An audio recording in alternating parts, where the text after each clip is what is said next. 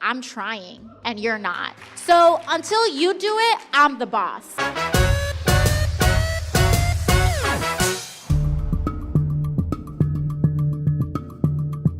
It seems that TransDigm sold a part called a non-vehicular clutch disc. You have to excuse how small the image is here, but it's up there on that screen. But it would, if I blew it up much larger, it wouldn't even be to scale, because this disc is only about 3 inches anyway.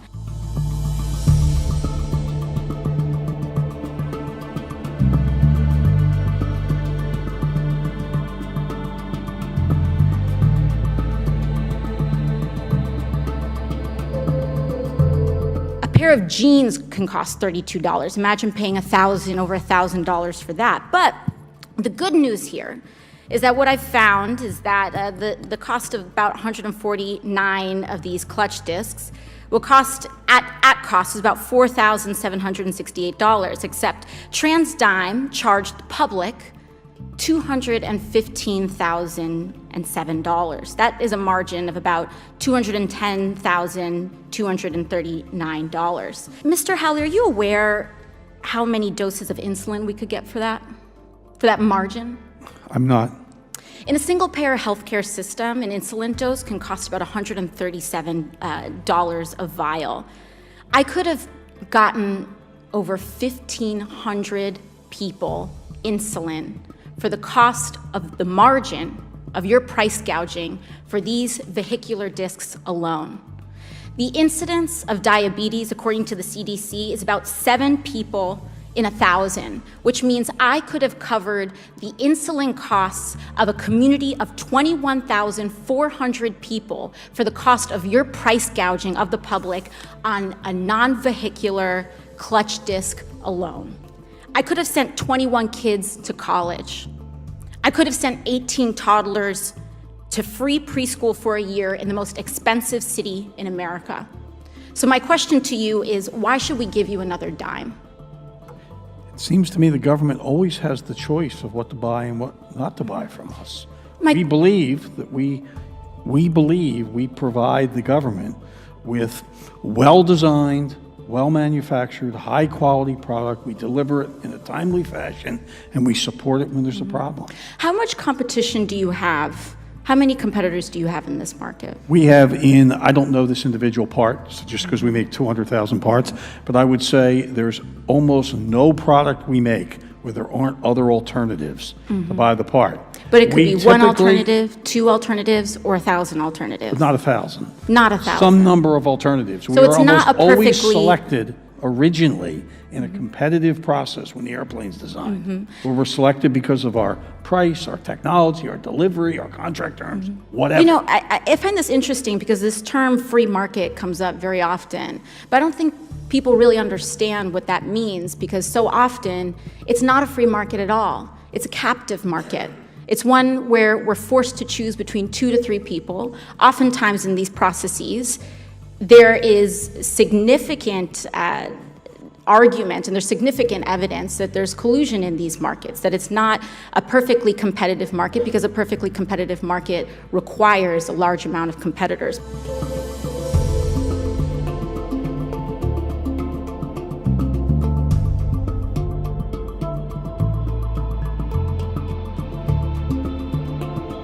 Today is my lucky day, because for ages, we're consistently told that single-payer healthcare is too expensive. We're told constantly, how are you going to pay for it? How are you going to pay for covering the insulin costs of everyday Americans? And I seem to have found part of my answer here today.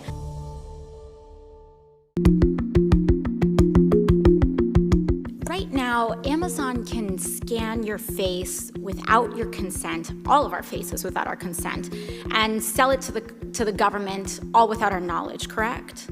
Yes.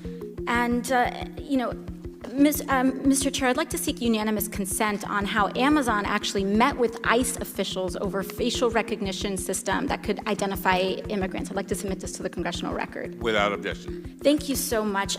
Ms. Garvey, in fact, it's not just Amazon that's doing this, right? It's Facebook, it's Microsoft, it's a very large amount of tech corporations, correct? That's correct. Do you think it's fair to say that Americans are essentially being spied on and surveilled on a massive scale without their consent or knowledge?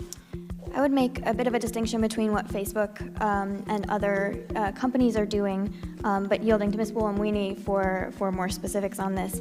I will say most of the law enforcement agency systems operate on DMV databases or mugshot databases, so information that has been collected by agencies rather than companies. Okay, thank you. Mr. Ferguson, one of the prime constitutional concerns about the non-consensual use of facial recognition technology is rooted or alluded to in the 14th Amendment, correct? That's correct. It's one of them.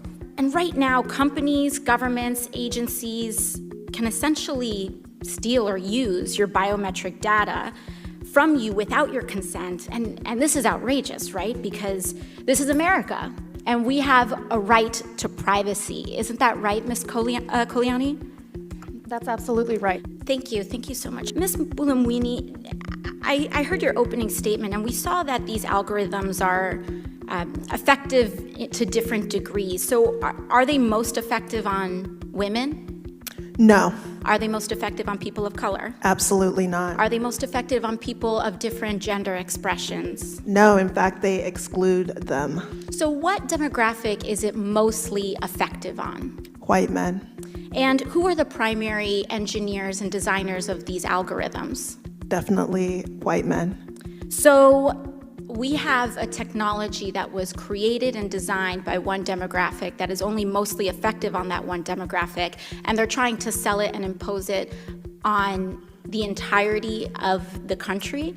So we have the pale male data sets being used as something that's universal when that isn't actually the case when it comes to representing the full sepia of humanity. And do you think that this could exacerbate the already egregious inequalities in our criminal justice system? It already is. Thank you very much. I yield the rest of my time to the chair. How so? So right now, because you have the propensity for these systems to misidentify Black individuals or brown communities more often, and you also have confirmation bias where if I have been said to be a criminal, that I am more targeted. So there's a case with Mr. Ba, an 18-year-old African-American man who was misidentified in Apple stores as a thief. And in fact, he was falsely arrested multiple times because of this kind of misidentification. And then if you have a case where we're thinking about putting, let's say, facial recognition technology on police body cams in a situation where you already have racial bias, that can be used to confirm, right, the presumption of guilt, even if that hasn't necessarily been proven, because you have these algorithms that we already have sufficient information showing fail more on communities of color. It's already super legal, as we've seen, for me to be a pretty bad guy.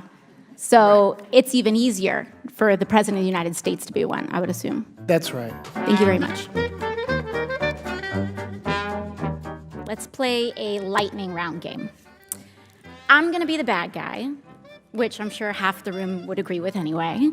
And I want to get away with as much bad things as possible, ideally to enrich myself and advance my interest, even if that means putting my interests ahead of the American people. I have enlisted all of you as my co-conspirators, so you're gonna help me legally get away with all of this. So, Mrs. Hobart Flynn, I want to run.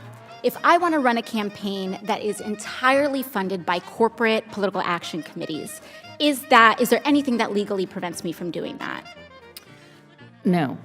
Okay, so there's nothing stopping me from being entirely funded by corporate PACs, say from the fossil fuel industry, the healthcare industry, big pharma. I'm entirely 100% lobbyist PAC funded. Okay, so let's say I'm a really, really bad guy, and let's say I have some skeletons in my closet that I need to cover up so that I can get elected. Mr. Smith, is it true that you wrote this article, this opinion piece for the Washington Post entitled, "These payments to women were unseemly, that doesn't mean they were illegal"? Well, I can't see the piece, but I wrote a piece under that headline in the Post, so I assume that's right. Okay, great. So, green light for hush money. I can do all sorts of terrible things. It's totally legal right now for me to pay people off. And that is considered speech.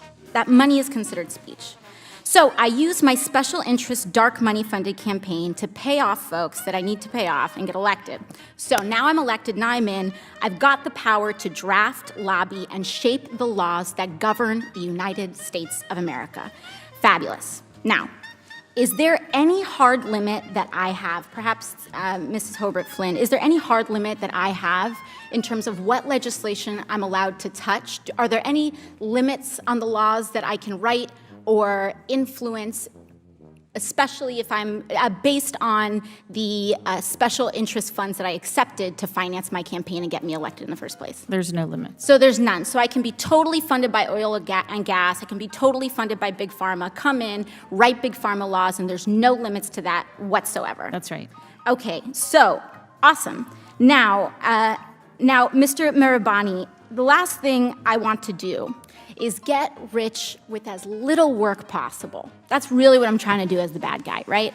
So is there anything preventing me from holding stocks, say, in an oil or gas company, and then writing laws to deregulate that industry and cause, that could potentially cause the stock value to soar and accrue a lot of money in that time? You could do that. So I could do that. I could do that now with the way our current laws are set up. Yes? Yes. Okay, great. Is it possible that any elements of this story apply to our current government and our current public servants right now? Yes. Yes. So we have a system that is fundamentally broken. We have these influences existing in this body, which means that these influences are here in this committee shaping the questions that are being asked of you all right now. Would you say that that's correct, Yes. Mr. Marabani or Mr. Schaub?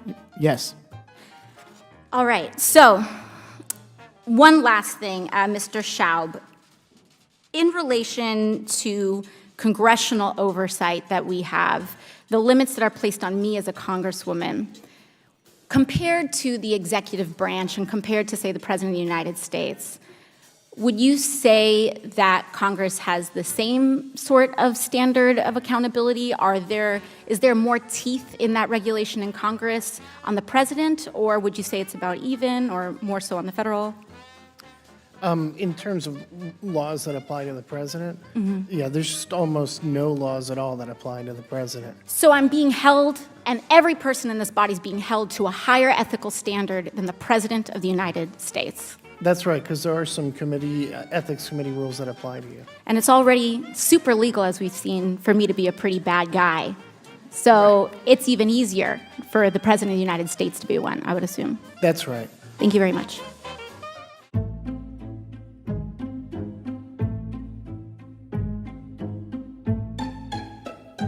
The gentlelady yields. Thank you, and I appreciate the gentlelady from New York's passion about the issue, and I think it's genuine, I think it's heartfelt. And I also appreciate her passion for working Americans and the need to provide for a future of prosperity for working Americans. And I want to invite the gentlelady to come to Eastern Kentucky, my home area, where thousands of coal miners no longer have paychecks. I invite her to go underground with me and meet the men and women who do heroic work to power the American economy. And I would invite the gentlelady to come to Eastern Kentucky and meet the coal miners who will tell you what the Green New Deal would I'd like to reclaim my time. would mean for their families, their paychecks. With Gentlelady respect, reclaims her time. I reclaim my time. I'd be happy to. In fact, when I first started my campaign, the first place I went to was to Kentucky, and I sat and I drove from the airport to where we were staying with an individual, and he was telling me his story. I'd be happy to go to Kentucky. And I'd also like to note that in the Green New Deal, one of the things that I advocate for is fully funding the pensions of coal miners in West Virginia and throughout Appalachia, because we want a just transition to make sure that we're investing in jobs across those swaths of the country. Thank you very much. Gentlelady's time has expired.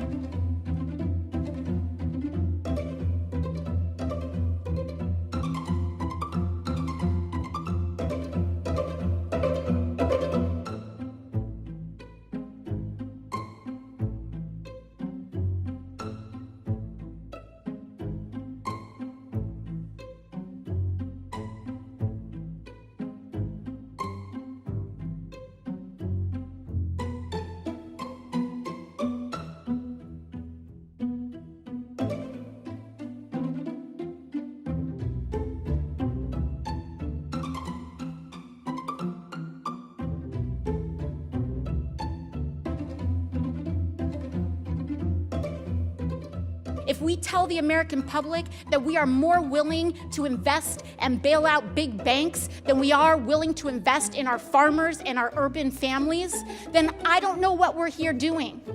I don't know what we're here doing. It seems as though white men invoking white supremacy and engaging in mass shootings are almost immune from being labeled domestic terrorists in their violence. Mr. Ricci, the San Bernardino attack was labeled, the San Bernardino attack of December 2nd, 2015, was labeled as a domestic terrorist incident. Is that correct? I believe so. Mr. Austin, do you know the June 12, 2016 Pulse nightclub shooting was also labeled as a domestic terrorist incident, correct? That's my understanding. Mr. Salim, when Dylan Roof, a 21-year-old white supremacist, entered the Emmanuel African Methodist Episcopal Church and murdered 9 African-American worshipers, was that labeled as an incidence of domestic terrorism? I don't believe it was, but there's no question that it was. So it was, in your belief as a leader in this space, it was an incidence of domestic terrorism, but it was not labeled as such. That's correct. Was the white supremacist shooting at Pittsburgh Tree of Life Synagogue labeled as a domestic terrorist incident? I'm not aware that it was, although then Attorney General Sessions came out and called it that, but the charges that have been brought to bear and are currently playing out in court are not ones of terrorism. So despite all of that rhetoric that we were hearing, they weren't actually labeled, these white supremacist incidents were not labeled as domestic terrorist incidents. And I really dug into some of these distinctions. What was labeled as domestic terrorism? What was labeled as a hate crime? And I could not help but, as much as I tried to dig in and explain, I could not help but feel and see that attacks committed by Muslim Americans were almost automatically labeled as domestic terrorist incidents, yet white supremacist shooting after shooting after shooting is not. And I can't help but come to the conclusion that these labels, what's being labeled as terrorism, is almost exclusively coming down to the identity. And it seems as though white men invoking white supremacy and engaging in mass shootings are almost immune from being labeled domestic terrorists in their violence. Do you find similar patterns, Mr. Salim? I think when we look at, and I'll just call it what it is, the terrorism that has been perpetrated against not just Jewish communities, but against Muslim communities, against Christian communities in Charleston, against Sikh communities in Oak Creek, Wisconsin, and a range of other communities that organize based on race, national origin, ethnicity, color, etc. Like these acts that take lives, I don't know how you can label these actions in the eyes of the victims or the families or the communities that are affected anything other than acts of terrorism. Thank you very much. So the list price is almost $2,000 in the United States. Why is it $8 in Australia?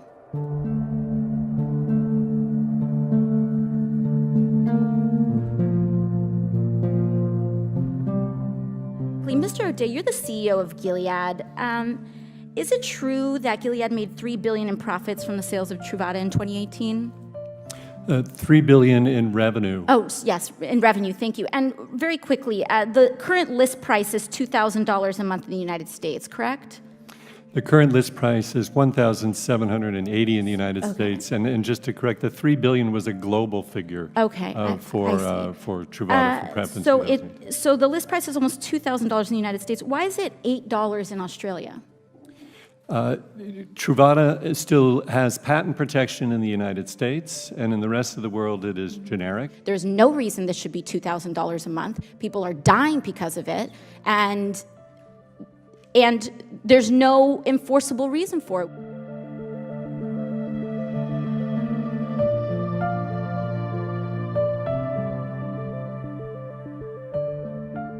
Dr. Grant, Truvada for PrEP is the only known drug that can prevent the transmission of HIV, correct?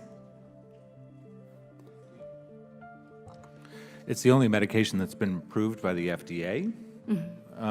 It's also known that tenofovir alone is prophylactic for HIV. can prevent Thank you. And Dr. Grant, it was your NIH-funded research on PrEP that built on the earlier research work patented by CDC researchers. Is that correct? Yes. My clinical trial was informed by CDC research in two ways. One, the CDC demonstrated that the pre-exposure dose was added to the efficacy of PrEP. Thank you, Dr. Grant. And I would also like to seek unanimous consent to submit this Yale School of Law study into the congressional record, which concludes that the CDC's patents for PrEP were both valid and enforceable against Gilead. Thank you very much. Dr. Lord, thank you for your advocacy here today. Is it true that the public invested $50 million to develop PrEP? That is correct. Is it also true that Gilead relied on publicly funded trials to obtain FDA approval? Yes, if you look at their supplementary new drug application, you'll see that every sponsor of Truvada as PrEP was a non-Gilead sponsor. When folks can't access PrEP because it's so expensive and we spread, the HIV epidemic continues, that also comes at a public cost, right? So the public is paying, we paid to develop PrEP, we paid to finance the publicly funded trials to develop this drug, we also pay and foot the bill with patient assistance programs, and also we pay when the HIV epidemic gets spread as well.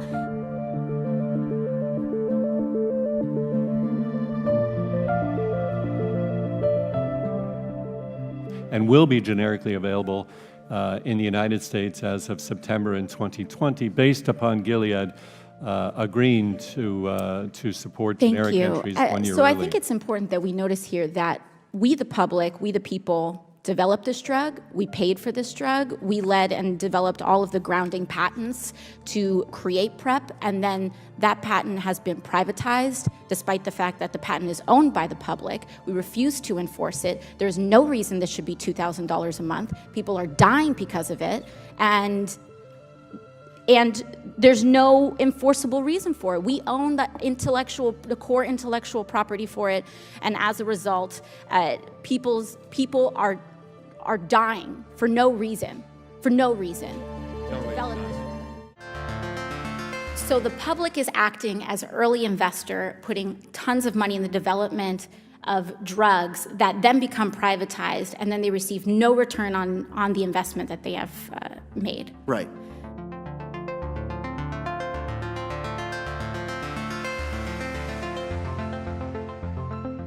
You're familiar with the study that shows that between 2010 and 2016, of every drug, all 210 drugs that were approved by the FDA were funded by the NIH or public money. Would it be correct, Dr. Kesselheim, to characterize the NIH money that is being used in development and research as an early investment? Yes. So the public is acting as an early investor in the production of these drugs. Is the public receiving any sort of direct return on that investment from the highly profitable drugs that are developed from that research? No, in most cases, there isn't. When those products are eventually handed off to a for-profit company, there aren't licensing deals that bring money back into the coffers of the NIH. That usually doesn't happen. So the public is acting as early investor, putting tons of money in the development of drugs that then become privatized, and then they receive no return on the investment that they have made. Right. Dr. Anderson, I have a question. Since you study comparative insurance systems, are there models where the public does receive returns on investments in other insurance models across the world? There are a few, but they're relatively uncommon. Mm-hmm. And how does that tend to work? So essentially, if the places at the UK or someplace like that have invested money in it, they will get some rate of return on those investments. But again, it's relatively uncommon. Would it be fair to say that most of the foundational research is being done with public dollars, and that, I mean, this is just sort of common sense. If you know the people who go do their MD, PhDs and want to win Nobel Prizes, they tend to go to universities, not becoming general counsels or vice presidents at pharmaceutical companies. I mean, is that not your experience? Yes, and I think that's happening more and more. It used to be the case that a lot of large pharmaceutical companies had really big research arms, but in recent years, a lot of those companies have divested from those research arms and instead are looking for the research that's coming out of the academic settings. You know, a lot of these scientists go to work every day, and their incentive is to try to cure disease and to make people better and to progress and to, you know, develop the progress of science. And, you know, they're not thinking about whether or not they can become a billionaire or whatever because of that. That's the incentive. I'm running because everyday Americans deserve to be represented by everyday Americans. It's not a coincidence that when you look at Congress and you might see in a picture that it's primarily white and male and older, it's also wealthier. And that has so much to do with our campaign finance system.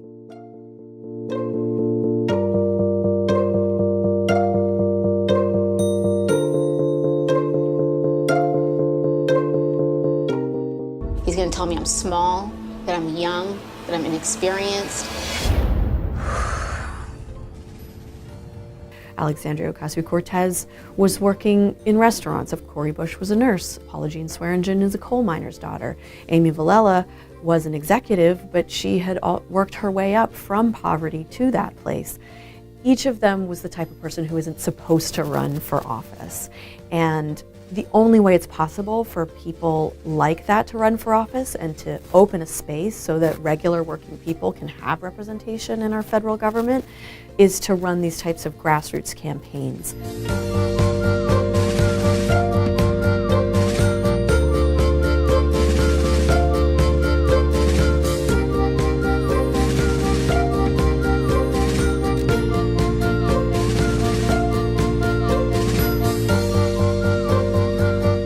If I was a rational person, I would have dropped out of this race a long time ago. People are going to underestimate you. People are going to attack you on social media and in the press, and sometimes in person.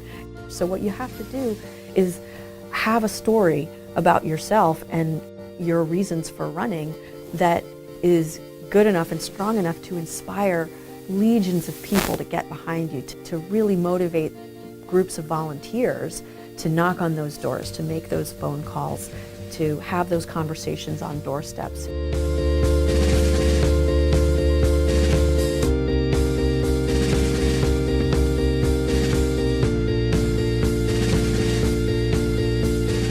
It's not about left or right or Democrat versus Republican.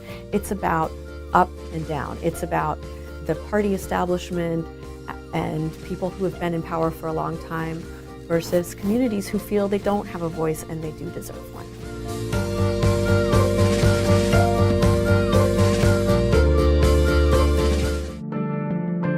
¿Y sentías segura en esos centros? No.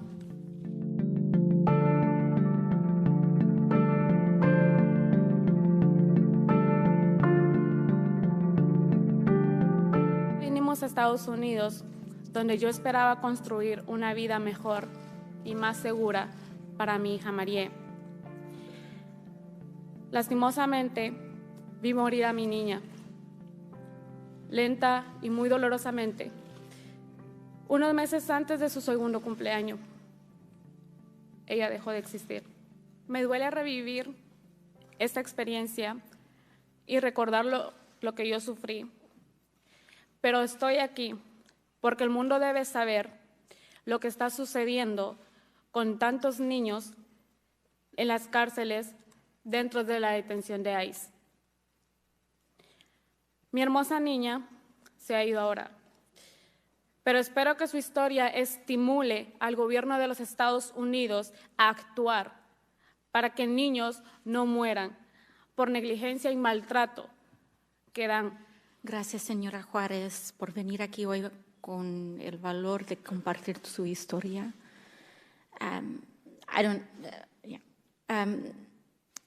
Quiero empezar con una pregunta que es muy importante. Primeramente, la ley de los Estados Unidos requiere que los niños se mantengan en condiciones seguras y sanitarias.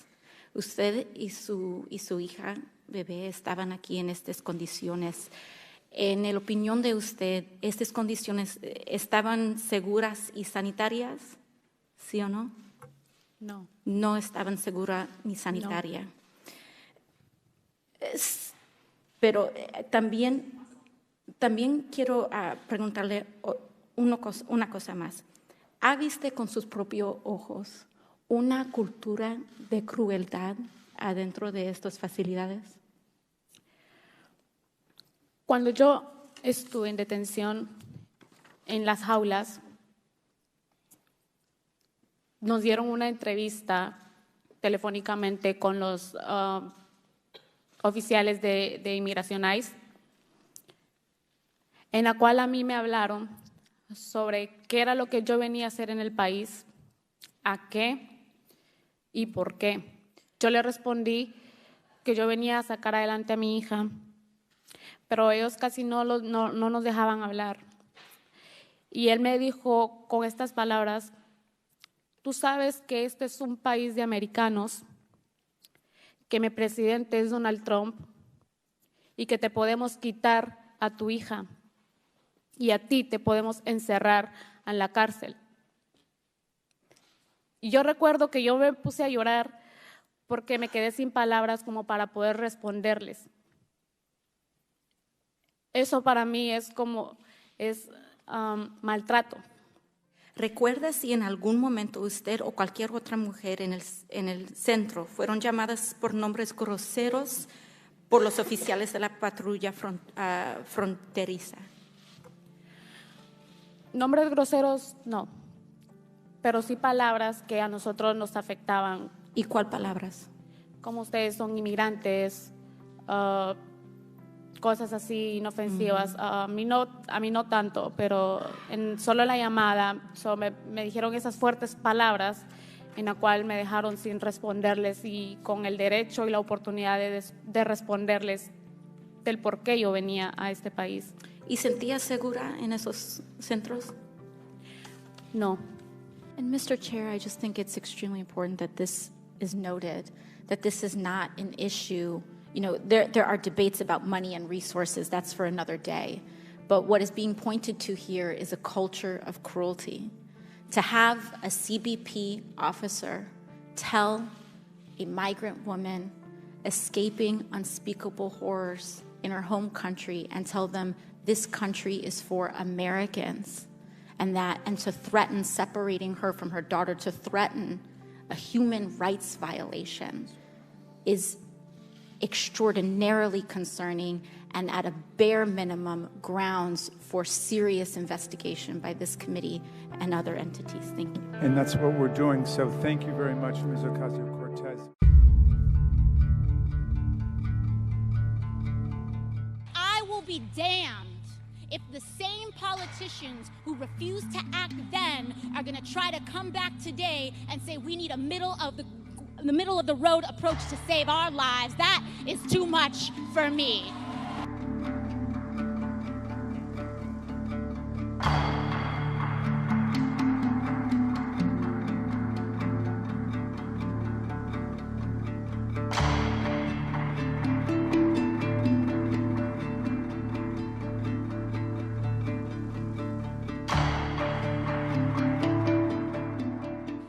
So often, you know, when folks, particularly conservatives on both sides of the aisle, say,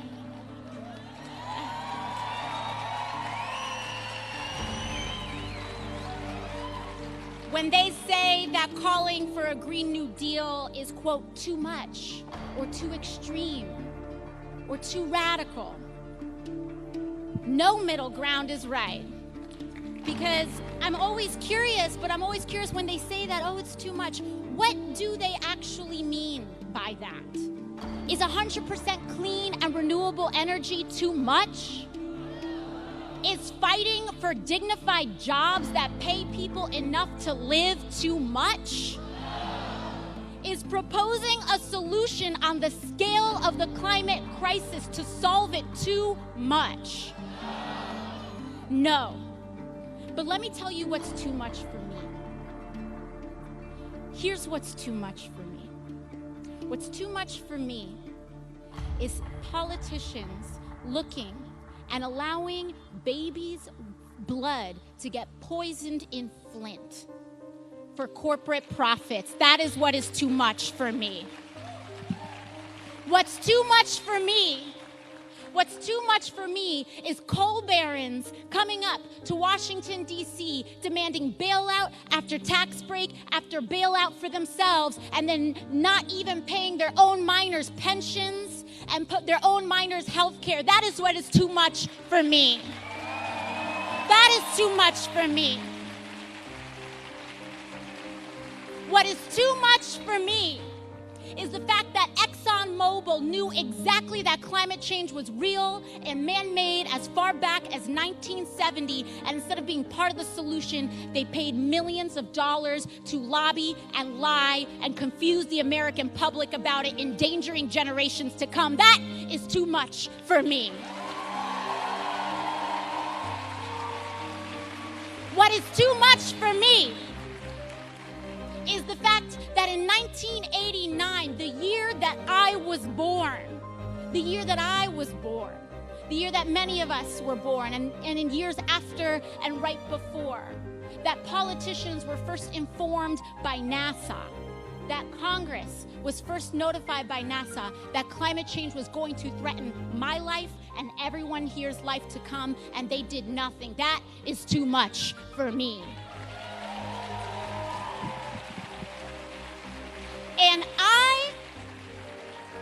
And I will be damned if the same politicians who refused to act then are going to try to come back today and say we need a middle of the road approach to save our lives. That is too much for me.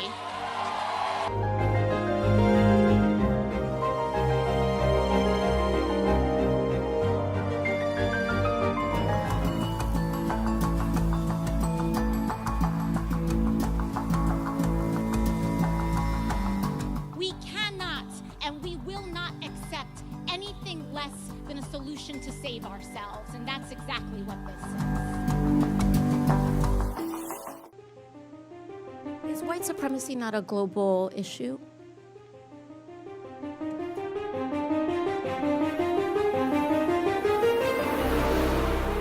We've seen white supremacist attacks that were clearly domestic terrorism. Experts, in fact, the acting AG, Jeff Sessions, even called some of these incidents domestic terrorism incidents. The Emmanuel AME Church shooting of Black Americans in Charleston and the Tree of Life synagogue shooting in Pittsburgh of Jewish people, those were only designated and charged as hate crimes, not domestic terrorist incidents. You're not going to find an actual charge of domestic terrorism out there.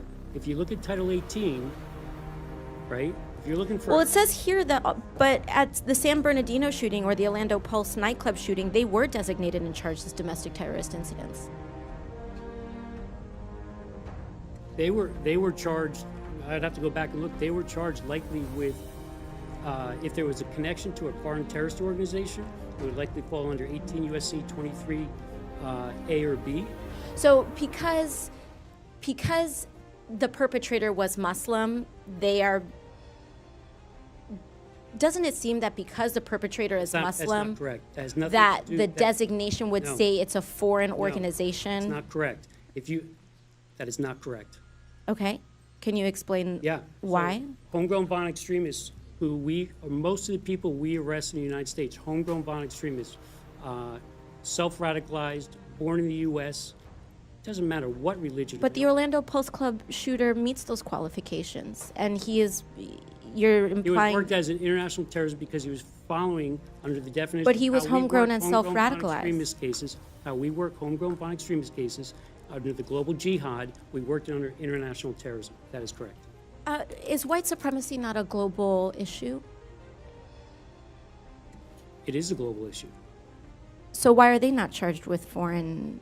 Because the United States Congress doesn't have a statute for us for domestic terrorism like we do on a foreign terrorist organization like ISIS, Al-Qaeda, Al-Shabaab.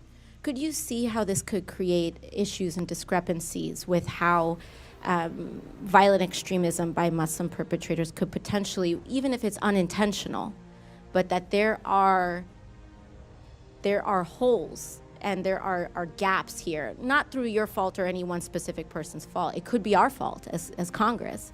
But could you see how one could see how the way that we are pursuing and charging white supremacy, particularly if they tend to be charged with hate crimes, and where that same type of violence committed by a Muslim extremist could be charged with domestic terrorism. Hate crimes and domestic terrorism are treated and charged, they're different crimes, and they could be pursued differently with different resource allocations.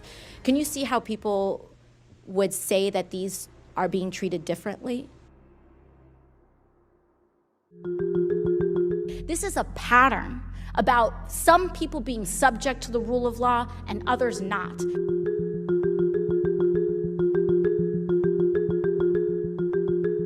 I think that this taps into a deeper narrative and a deeper pattern of what is happening out of this administration, where they believe that the rule of law only belongs and applies to some people and not others. Right here and now, we're about 20 years away from the Central Park 5, where the president put out a full-page ad demanding the death penalty for 5 black and brown boys. They were not yet 18 years old, demanding the death penalty for something they were accused of and innocent of. And here we have just documented evidence of multiple times of violation of the same law, and he won't even issue a slap on the wrist.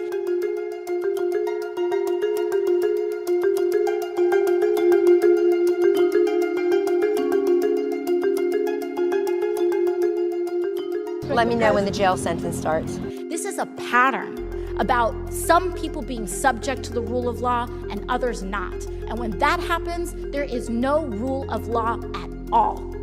At all. And that's why it's important that we make sure that everyone is held accountable, because whether it's a billionaire, whether it's an administration official, or whether it's a postal worker or a kid on the street, we all must be held accountable to the same extent by the rule of law. Thank you very much. I want to know about the racism and the very disturbing history that we're seeing here. That's what I want to know.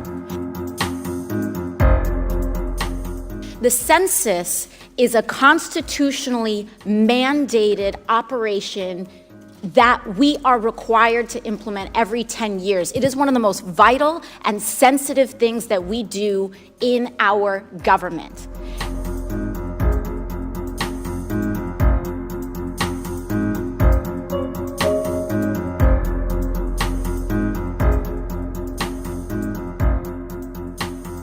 Any change to the census, any addition of a question, usually takes 5 years of a process to make sure that it is vetted, that every word has been tested, to make sure that it is effective, because it is one of the most important things that we do. So it's not that this is not about whether or not I want to know who is a citizen in the United States or not. What I want to know is why this question was added, why 2 years have been shaved off of that 5-year process. I want to know why we have skipped every normal mandated procedure in testing how this question gets added in the census. I want to know why this question was magically added after we have seen that a political operative knew and detailed an intent to intimidate racial and immigrant communities for a partisan purpose, saying this will hurt Democrats and help Republicans. That's what I want to know. I want to know why Secretary Ross continued to meet with people of disturbing political affiliations after his own administration warned him to stop. He came right here and I asked him, did you continue speaking with him after this? He told me no, we had an email, and he did. He did. I want to know why people like Chris Kobach, with a documented history of overseeing effects. He has a resume of voter suppression techniques in the state of Kansas. I want to know why folks like that have their fingerprints all over the most sensitive census operations that we have as a United States government. This determines who is here. This determines who has power in the United States of America. That is what we want to know. I want to know about corruption. That's what I want to know about, the racism and the very disturbing history that we're seeing here. That's what I want to know. And so we gave the opportunity to ask. We asked, why are all of these things happening? Why is all of this connected? Why are there so many people, everyone from Steve Bannon to Chris Kobach, having their fingerprints and their political intent all over the United States Census? Why? And what did we get? Nothing. No response. Stonewalling, we're getting obstruction, we're getting a lack of answers. I don't want to issue a subpoena. Nobody wants to be in a position where you have to issue a subpoena of an administration official, because we are a co-equal branch of government, and it should be expected that when we ask a question, we get a response. But when we don't, we have to do our job. No one wants to be in a position where we have to issue a subpoena. But today, because of the Secretary and because of the Attorney General's refusal to cooperate with a co-equal branch of government, we have no choice. This is about the rule of law, this is about the respect of our institutions, and this is about the power of all of us as a body, as the United States Congress, and the integrity of the government of the United States. Thank you very much. I yield the rest of my time to the chair.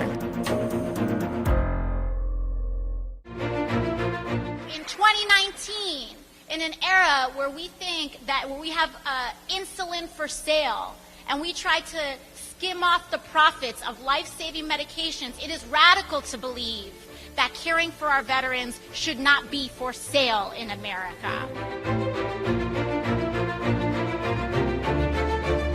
And here's the thing, they are trying to fix it.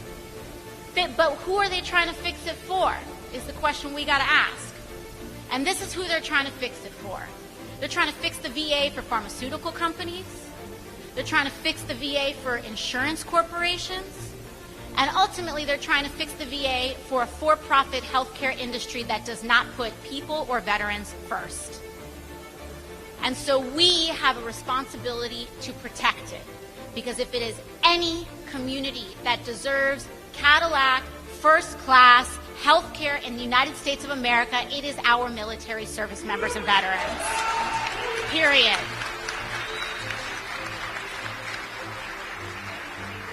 People talk about the advocacy that comes from our district and the advocacy that comes from me as though it's this big, radical, scary, crazy thing. And you know why they say it's so radical and so crazy? You know, it's this big, radical belief at the core of what we advocate for is because we believe that some things should not be for sale in this country.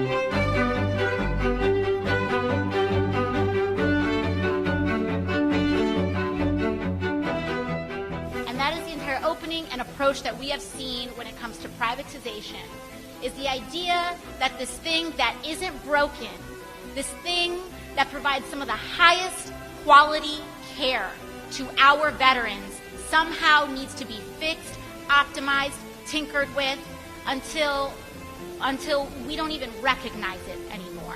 And so when we talk about the VA, we need to talk about protecting the VA. And if we really want to fix the VA so badly, let's start hiring and filling up some of those 49,000 vacancies that haven't been hired.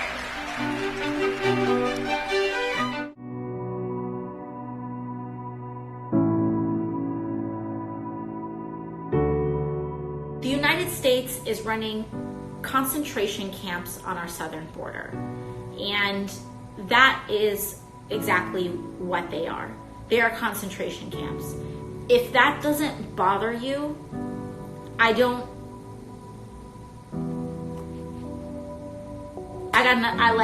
we can have, okay, whatever. I want to talk to the people that are concerned enough with humanity to say that we should not, that never again means something.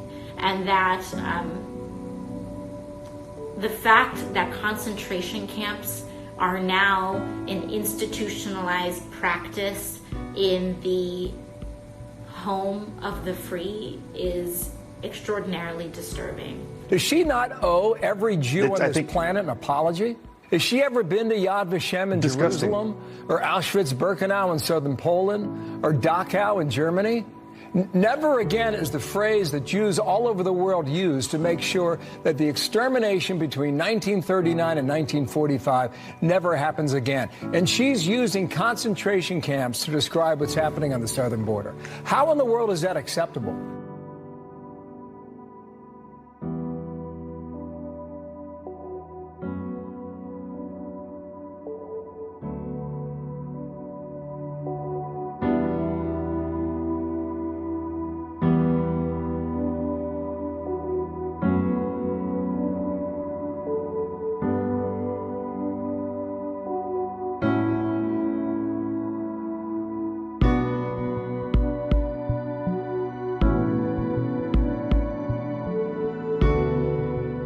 You know, I don't use those words lightly. I don't use those words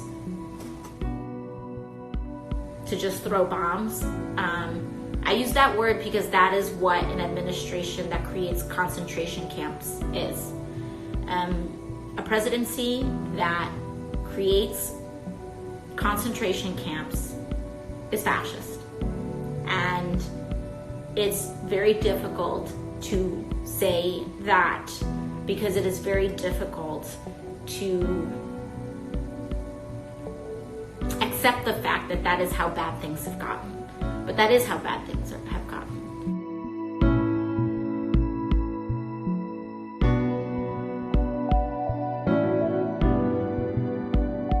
In March alone, CBP apprehended and encountered over 103,000 migrants crossing without legal status, the most in 1 month for over a decade. Simply put, the system is full, and we are well beyond our capacity. This means that the new waves of vulnerable populations arriving here and exacerbating the already urgent humanitarian security crisis at the border, we don't have room to hold them, we don't have the authority to remove them fairly and expeditiously, and they are not likely to be allowed to remain in the country at the end of their immigration proceedings.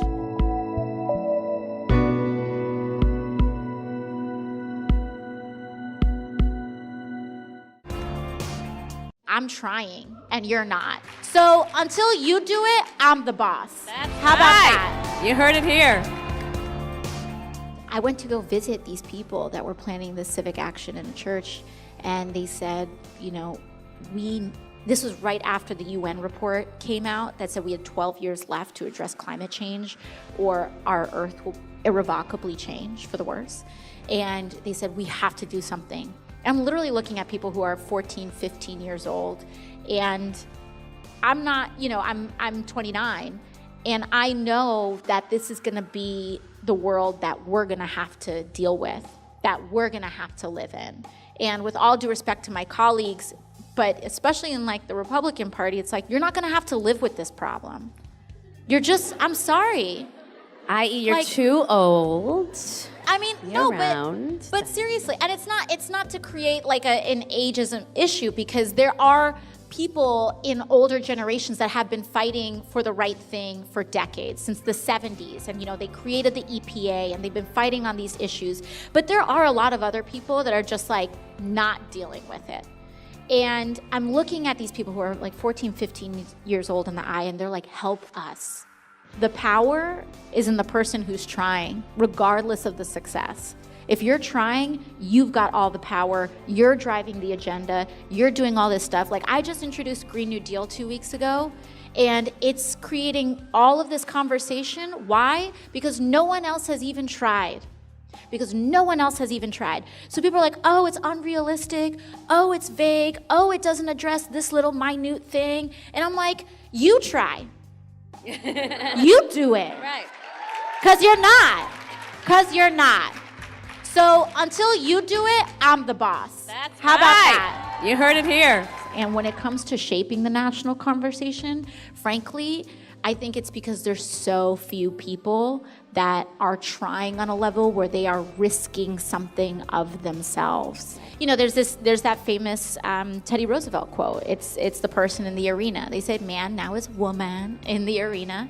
My favorite quote. Yeah, and he quote. says, you know, it's not the critic who counts. It's not the person that's sitting in the audience that matters. It's the man in the arena. It's the woman in the arena. It's the person whose face is just smeared with dirt, who's just eating it, who's falling down, who's trying. That's the only person that matters.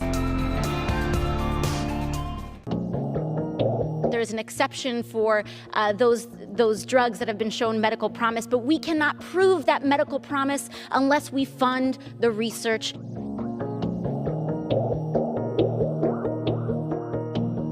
Madam Chair, I rise today to offer this critical bipartisan amendment that will allow United States researchers to study and examine the extraordinary promise shown by several Schedule I drugs that have been shown in treating critical diseases such as MDMA's success in veteran PTSD, psilocybin's promise in treatment-resistant depression, or ibogaine effectiveness in opioid and other drug addiction. Additionally, this will allow research into marijuana's impact in cancer relief, seizure treatment, and more. This amendment strikes a war on drugs provision that prohibits any activity, quote, promoting the legalization of any drug included in Schedule I of the Controlled Substance Act. The problem with this provision is that it is so vague and broadly interpreted that it prevents scientists from researching, examining, and exploring avenues of treatment that could alleviate an enormous amount of suffering from medical conditions. I don't think this is what the government should be promoting, and I think we should have a lot more research before we tell our kids that this is what they should be doing, and I yield the balance. My colleague across the aisle said, we need to research this more, and I agree, and that is why this amendment is being introduced, Madam Chair. The note was brought up that there is a rider provision saying that there is an exception for those drugs that have been shown medical promise, but we cannot prove that medical promise unless we fund the research to actually have it in the first place. So we have a catch-22, and we have to get rid of it. There are war on drugs provisions in so many federal statutes beyond just the one scheduling of these drugs. I'm a strong believer in evidence-based policymaking, and wherever there is evidence of good, we have a moral obligation to pursue and explore the parameters of that good, even if it means challenging our past assumptions or admitting past wrongs. 30% of all military veterans have considered suicide. 30%. So if a substance shows promise in treating PTSD, we have an obligation to study it. One of the leading causes of death in America today is suicide. So if a Schedule I drug shows clinical promise in treating and in treatment-resistant depression, perhaps it is not the drug we should say is morally wrong, but perhaps it is the law, the schedule, the statute. Moreover, I'm proud to say that this is a bipartisan amendment. My colleagues on the other side of the aisle often bemoan the role of government and promote ideas of choice. And here I am happy in that spirit to agree, to say we should get government and political opinion out of scientific research when we have seen and showed promise in a way that can help people and their medical needs. And lastly, I understand that the politics of this bill may make it difficult for some to support right now. But I propose this amendment and urge my colleagues to support it because politics isn't always about winning today, but it is about fighting for what is right in the future and for future generations.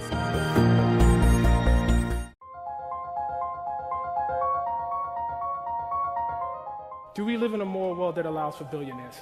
Is that a moral outcome in and of itself? It's not. It's not. And it's not, and I think it's important to say that I don't think that necessarily means that all billionaires are immoral. It is not to say that someone like Bill Gates, for example, or Warren Buffett are immoral people. I do not believe that. But I believe he kicks his dog. Or right. something like Yeah. that. I don't. I'm not saying that. But I do think a system that allows billionaires to exist when there are parts of Alabama where people are still getting ringworm because they don't have access to public health is wrong.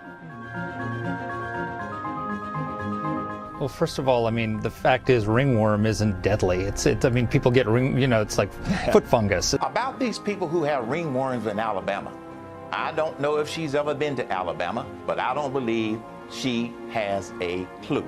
Yeah, well, I've been to Alabama. That's where everybody from my mother's side of the family is. And I've been to New York City, and we've actually got a bedbug epidemic in rich Manhattan where the liberals control that's much worse than any potential ringworm outbreak in Alabama. I think that it's wrong that a vast majority of the country does not make a living wage. I think it's wrong that you can work 100 hours and not feed your kids. I think it's wrong that corporations like Walmart and Amazon can get paid. They can get paid by the government, essentially experience a wealth transfer from the public for paying people less than a minimum wage. Not only does it make economic sense, but it doesn't make moral sense, and it doesn't make societal sense.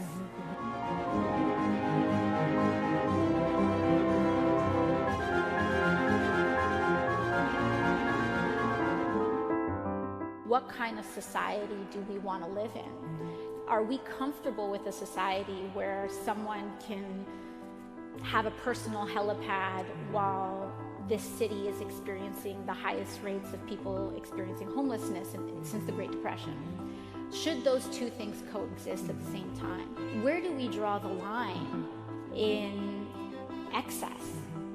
And at what point do we return to this question that King asked, that Gandhi asked, that is our material technology outpacing our moral technology? We have to say at some point we need to start incentivizing investment in actual people, in working people, and the majority of people. And that maybe this idea of idealizing this outcome of maybe one day you too can be a billionaire and own more than millions of families combined is not an aspirational or good thing. Justice is not a concept we read about in a book. Justice is about the water we drink. Justice is about the air we breathe. Justice is about how easy it is to vote. Justice is about how much ladies get paid. Hello, thank you, New York City! Thank you all. Are you all ready to make a ruckus? Are you all ready to fight for our rights? Are you all ready to say that in the United States of America, everyone is loved, everyone deserves justice, and everyone deserves equal protection and prosperity in our country?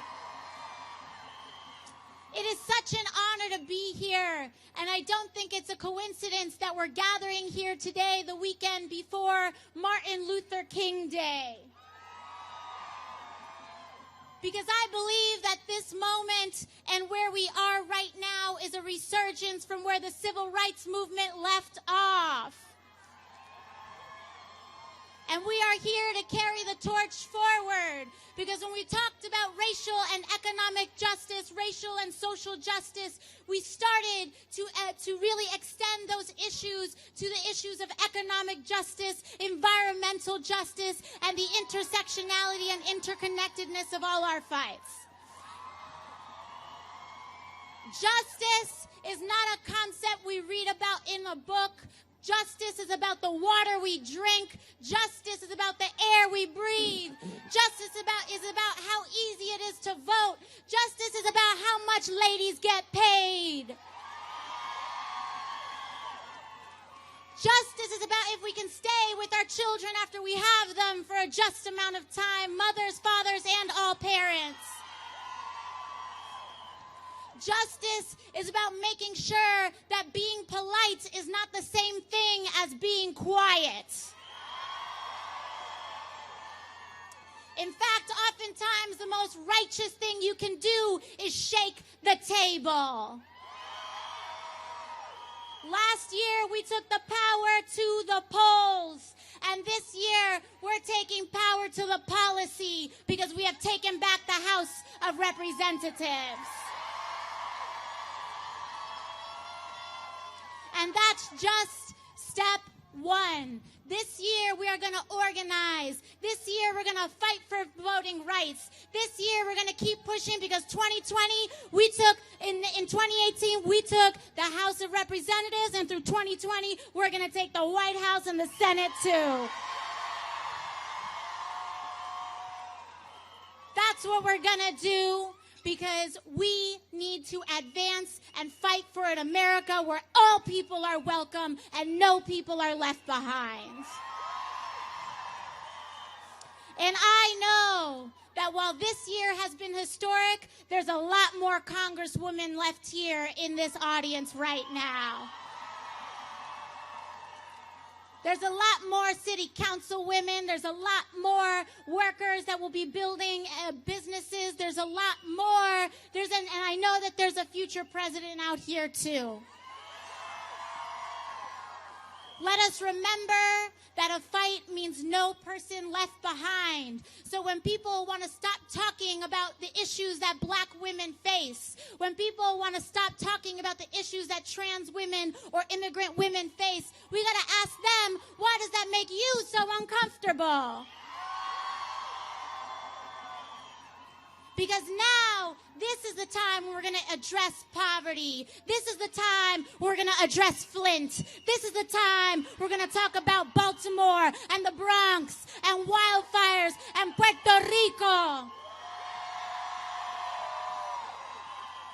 Because this is not just about identity, this is about justice, and this is about the America that we are going to bring into this world. Thank you all very, very much. I'm so proud of you all.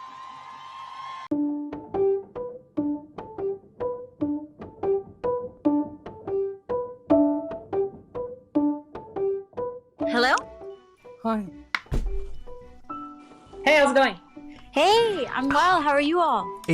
Hello. It's fantastic to meet you. Would you like to introduce yourself in case some people don't know who you are? Oh, of course, everyone. My name is Alexandria Ocasio Cortez. I am the Congresswoman for New York's 14th Congressional District. Thank you so much It's a for pleasure to meet joining you. us today. It's a pleasure to meet you.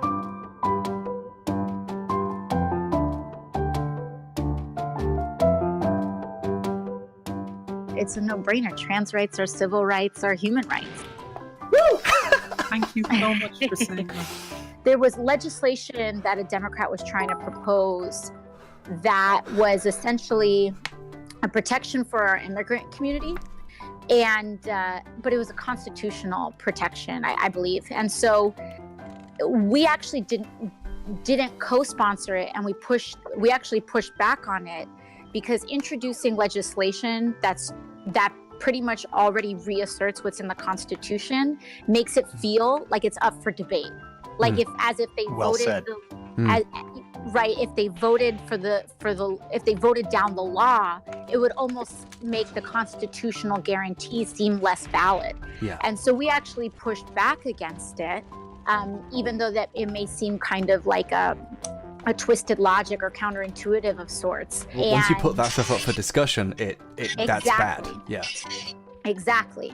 And so really what I think we have to reassert is that when we say that equal rights for all, we mean equal rights for all, no asterisks, exceptions, fine print, nothing. And This is so fantastic to hear, and I'm glad we got you on. I'd love to talk more about trans rights and the marginal tax rate, but I would also, I need to ask, do you know how to turn on the power in Frantic Factory in Donkey Kong 64? Because I've been here for hours and I don't know how to do it.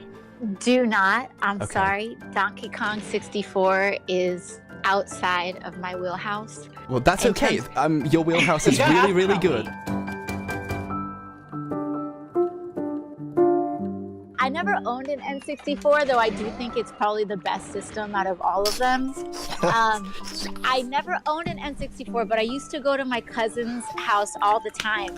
And she had Super Mario 64, Pokemon Snap, and probably a handful of other things. Yes! And that's probably all I know how to play. Alexandria, you are giving a lot of people a lot of hope right now. Thank you. And I really don't have anything to ask, but I just wanted to say that. And I'm kind of shaking right now. Oh, no reason to shake. Thank you. Thank you so very much. And I'm so happy that the movement isn't all just about one person either. It's that we can have these spontaneous, joyous, and supportive moments, and any one of us can be responsible and be the source of it. So thank you all so much, and have an amazing day. You too. Woo! Thank you. Bye-bye. I can feel all of my blood. I can feel it moving through the veins in my face. Like every